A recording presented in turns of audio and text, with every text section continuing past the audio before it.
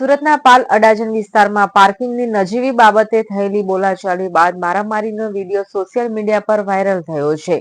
LP Savani road નજીક આવેલા ગાર્ડેનિયા row હાઉસમાં પાડોશીઓ વચ્ચે થયેલી વિવાદમાં એક પરિવાર દ્વારા સોસાયટીના રહીશો સાથે મારામારી કરવામાં આવી હોવાનો આક્ષેપ છે. વાયરલ વિડીયોમાં મહિલાને વાળ પકડીને માર મારતી પણ જોવા મળે છે. સમગ્ર મામલે પોલીસ તપાસ બાદ જ હકીકત સ્પષ્ટ થશે.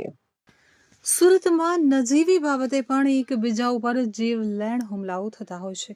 ત્યારે પાલ અડાજણ વિસ્તારમાં આવેલ એલપી સવાણી રોડ ઉપર આવેલા ગાર્ડનિયા રો હાઉસ પાર્કિંગની બાબતે બોલાચાલી થઈ હતી અને મામલો મારામારી સુધી પહોંચ્યો હોવાનું સામે આવ્યું છે. વાયરલ વિડીયોમાં એક પરિવારના સભ્યો પાડોશીઓ સાથે મારામારી કરતા જોવા મળી રહ્યા છે. વિડીયોમાં એક મહિલા પાડોશી મહિલાના વાળ પકડીને માર મારતી હોવાનું પણ દેખાઈ રહ્યું છે.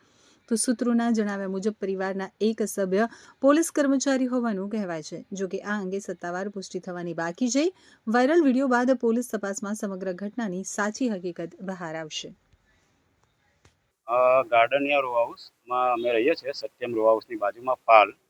અમારે એક પાર્કિંગ બાબતની મગજમારી હતી. ઓલરેડી મારે ઘરે ફર્નિચરનું કામ ચાલે છે, એટલે મારી ગાડી આગળ સોસાયટીમાં 6 નંબરમાં નરેશભાઈ ગઢવી, નરેશભાઈ કુંચાલા એ રહે છે, અને એમના ઘરથી 15 ફૂટ દૂર ગાડી મૂકી હતી, ત્યાંથી કોઈ સોસાયટીનો કોઈ રસ્તો નથી.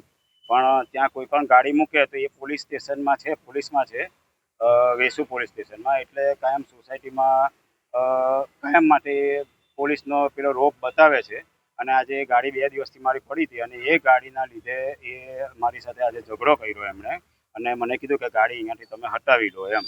તો ગાડી એમને કોઈ નડતી નહીં હતી, અને છતાં બી એણે ઝઘડો કર્યો. પછી થોડી ગાળાગાળો કરી અને પછી છેલ્લે હાથાપાઈ પર આવી ગયા. તો એમણે મને માર્યો છે, અને સાથે મારા વાઈફ હતા. મારા વાઈફને બી ધક્કો મારીને એમના વાઈફે ફેંકી દીધા. મારા 77 વર્ષના મમ્મી છે, મોટી ઉંમરના, જેમને પગે ઘૂંટણની તકલીફ છે, ચાલવાની બી તકલીફ છે, છતાં એમને બી ધક્કો મારીને પાડી દીધા. અને કાયમ સોસાયટીમાં આ ભાઈની દાદાગીરી છે. ઓલરેડી હું સોસાયટીના ઉપપ્રમુખ પદ પર છું. એમનો મેન્ટેનન્સ ઘણા વખતથી બાકી છે, એટલે મેન્ટેનન્સની અમે ઉઘરાણી કરીએ છીએ.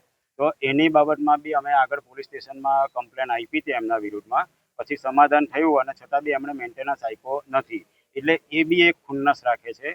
બીજી વસ્તુ કે જે 2 બિલ્ડરના જે ઘર છે, એ ઘર અમે વેચાયા નથી, એટલે એ ઘર પાસે મેં ગાડી મૂકી હતી. છતાં બી બિલ્ડર સાથે એમને તકલીફ છે, અને હું બિલ્ડરને ત્યાં જોબ કરું છું, એટલે એ બી મારી પર ખુન્નસ રાખે છે.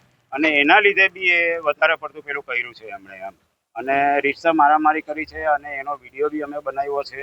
અને મારા વાઈફને માર્યું છે, મારા મમ્મીને માર્યું છે, એની વાઈફે, એનો છોકરો, અને એ ટોણે અમને સોસાયટીમાં માર્યું છે. અને સોસાયટીમાં કાયમ જ એ એમની દાદાગીરી રહી છે. એની અમે કમ્પ્લેન કરવા માટે પોલીસ સ્ટેશનમાં આવ્યા છે અહીંયા.